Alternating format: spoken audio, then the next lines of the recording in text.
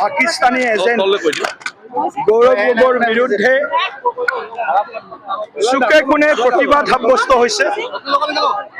গৌৰৱ গগৈৰ ৰাষ্ট্ৰবিৰোধী যি কাৰ্যকলাপ, পাকিস্তানৰ পক্ষত লোৱা যিটো নীতি আৰু স্থিতি আৰু দেশৰ অখণ্ডতা সাৰ্বভৌমত্বৰ প্ৰতি গৌৰৱ গগৈ কংগ্ৰেছ দলে যি ধৰণৰ আপোচকামী নীতি গ্ৰহণ কৰিছে আৰু এই ভয়ংকৰ তথ্য SITৰ প্ৰতিবেদনত আজি প্ৰকাশ হৈছে, তাৰ বিৰুদ্ধে আজি সমগ্ৰ অসমৰ ৰাইজ ৰাজপথলৈ ওলাই আহিছে।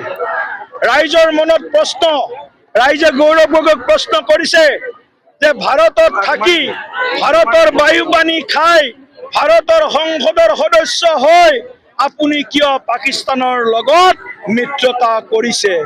আপোনাৰ কি এনেকুৱা প্ৰয়োজন আছিল যে আপুনি আপোনাৰ সহধৰ্মিনীকো পাকিস্তানত পেৰোলত থাকিবলৈ অনুমতি প্ৰদান কৰিছিল?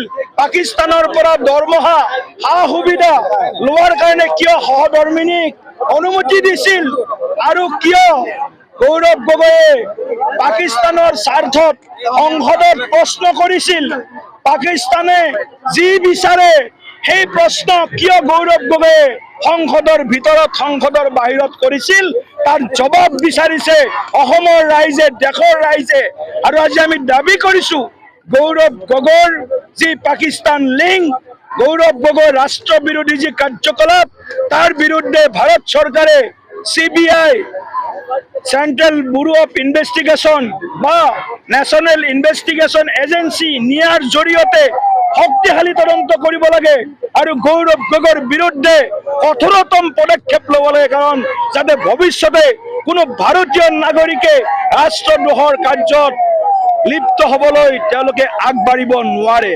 আজি আমি আচৰিত হৈছো, গৌৰৱ গগৈৰ সহধৰ্মিনী ঠিক আছে, বিদেশিনী হয়, যি বিদেশ 200 বছৰ অসমক শোষণ কৰিছিল, অসমক পৰাধীনতাৰ শিকলিত বান্ধি ৰাখিছিল, সেই দেশখনৰ এগৰাকী নাগৰিকক আজি গৌৰৱ গগৈয়ে সহধৰ্মিনী কৰি আজি অসমলৈ লৈ আহিছে, দেশলৈ লৈ আহিছে। আমাৰ আপত্তি নাই, কিন্তু তেওঁ কিয় ভাৰতীয় নাগৰিক নহল? 3বাৰ সাংসদ হোৱাৰ পিছতো গৌৰৱ গগৈয়ে তেওঁৰ সহধৰ্মিনীক কিয় ভাৰতীয় নাগৰিক কৰিব নোৱাৰিলে?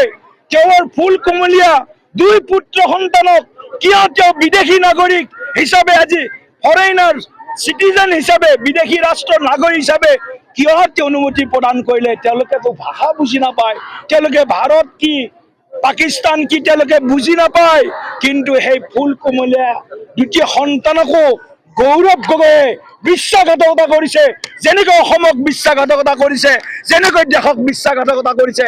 বিশ্বাসঘাতক গৌৰৱ গগৈৰ বিৰুদ্ধে, পাকিস্তানী এজেন্ট গৌৰৱ গগৈৰ বিৰুদ্ধে আৰু চিৰবৈৰী পাকিস্তানৰ নীতি আৰু স্থিতিক সমৰ্থন কৰা গৌৰৱ গগৈৰ বিৰুদ্ধে, ৰাষ্ট্ৰদ্ৰোহত লিপ্ত হোৱা গৌৰৱ গগৈৰ বিৰুদ্ধে আজি ডিব্ৰুগড়ৰ জনতাই, হাজাৰ হাজাৰ জনতাই আজি ৰাজপথলৈ ওলাই আহি গৌৰৱ গগৈৰ প্ৰশ্ন কৰিছে। গৌৰৱ গগৈক 140 কোটি ভাৰতীয়, 3.5 কোটি অসমীয়াৰ ওচৰত মাফি, ক্ষমা বিচাৰিবলৈ দাবী জনাইছে। আজি অসমৰ মুখ্যমন্ত্ৰী ডক্টৰ হিমন্ত বিশ্ব শৰ্মা ডাঙৰীয়াই যি প্ৰেছ ব্ৰিফিঙেদি গৌৰৱ গগৈ বিদেশৰ নাগৰিক হিচাপে তেখেতৰ ওপৰত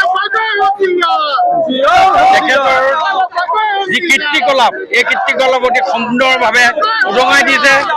গৌৰৱ গগৈ ডাঙৰীয়াই আজি পাৰ্লিয়ামেণ্টত থাকি আভ্যন্তৰীণ নিৰাপত্তাৰ ক্ষেত্ৰত আজি বিপদাপন্ন কৰি তুলিছে। সেইটো বিষয় লৈ কেন্দ্ৰীয় চৰকাৰে বিহিত ব্যৱস্থা ল'ব লাগে, এটা এনকুৱাৰী কৰি তেওঁক ফাদিল কৰাৰ ব্যৱস্থা, তেওঁ পাৰ্লিয়ামেণ্টে মেম্বাৰ হিচাপে ফাদিল কৰাৰ ব্যৱস্থা কৰিব লাগে।